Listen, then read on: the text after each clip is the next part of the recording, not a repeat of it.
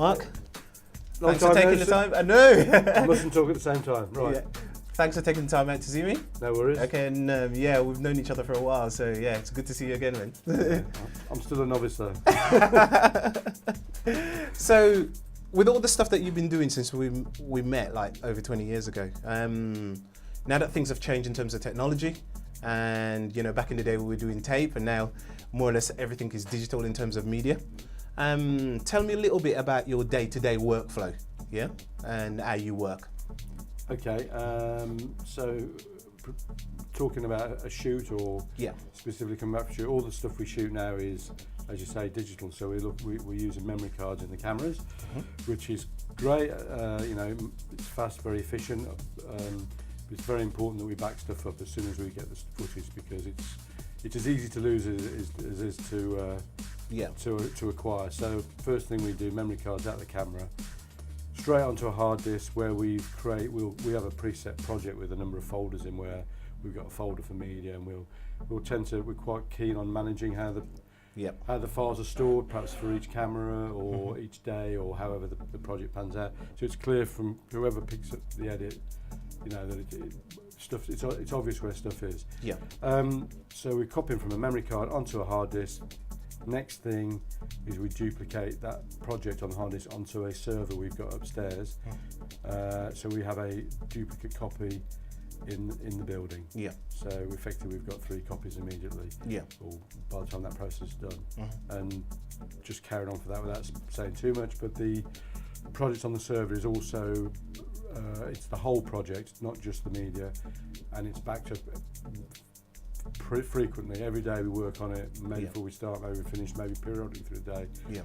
So if a drive fails, we've got a backup on the server of the whole project. Yeah. And everything we're up to date with. Yeah. I mean, that's a really good point, because most people, what I've found in the industry is that preparation is very, very important. And obviously if you're working for a client and you're going out and shooting, that content is majorly important. And it's amazing still now that a lot of people are still putting it on their main server, on their main drive, and not backing it up, you know, and that drive can have a failure. But also I think organisation is also key to all of it as well. Well, I'll add to that actually. I would say a drive, it's not if it has a failure, it's when it has a failure.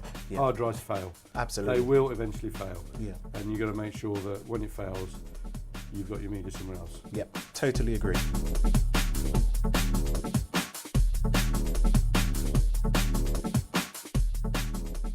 So after you've finished backing up all the media, what's the next cycle in terms of your workflow? Where do you go from there? We shoot in 4K now. Yeah. 4K is very intensive on the processing power. Absolutely. So what we do is we create proxy files. Yeah. We use a media encoder to create a proxy file, which is a smaller version of the actual file. Yeah. And the way Premiere works is you can import those proxy files as long as they're the same file name and have all the same assets as the original file, albeit slightly smaller. You can work with those, create your edit, get your client to approve them, and when the final project's approved, you can then ask Premiere to reconnect to the original files, which takes a few minutes to do. Exactly. Yeah. Re-render out and it's done. Yeah. So I've sort of digressed a little bit there. Yeah.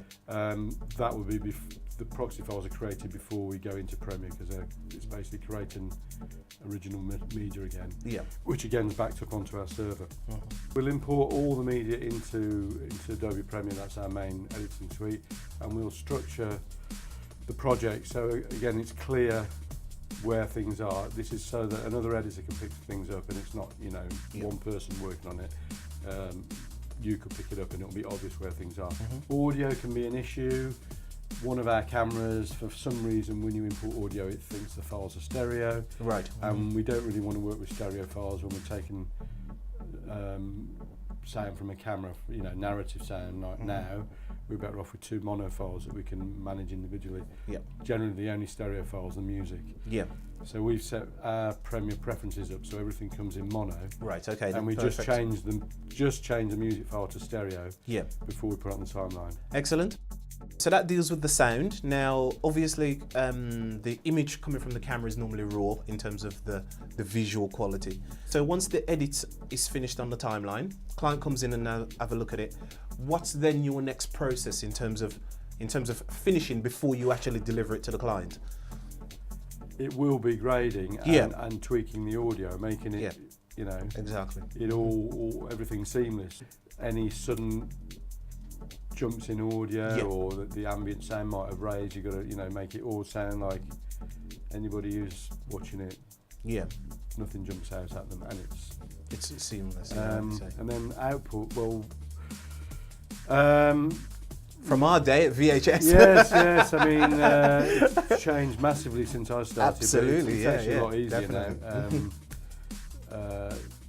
99.9% of our clients have an MPEG-4 which goes on the web. Yes. That is, you know, we're getting a few other formats being asked for now by web designers, OGM and stuff, which, well, you know, it's just a variation on a theme really. So MPEG-4, H.264, MPEG-4.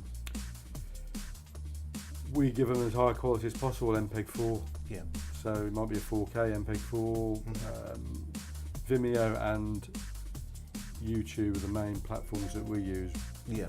We'll tend to reprocess those files you put up. So as long as you give it the absolute mintest, bestest possible, they both reprocess to what they think is optimal. Yeah. So there's no disadvantage in giving, other than the initial upload time, there's no disadvantage in giving a high res.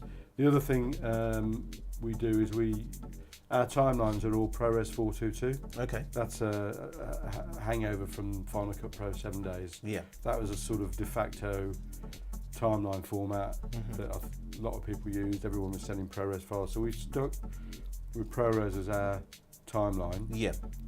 Even though our cameras record in XD cam and whatever. Exactly. ProRes is our timeline. We output a QuickTime ProRes 422 file as our master. Right. Okay. And the reason for doing that is if all our projects are archived afterwards. Yeah. Either onto a hard drive or Blu-ray disc, depending on how big they are. And if you've got a mastered 422 file that you quickly pull off the archive without restoring the whole project, then in 6 months' time or a year, you can pull that one file off if someone needs a rework or needs a DVD. Exactly. So definitely. That's like what would be kind of our old tape master. Definitely. Okay, yeah. It's like a one-to-one off the timeline, isn't it? Yeah, basically, yeah.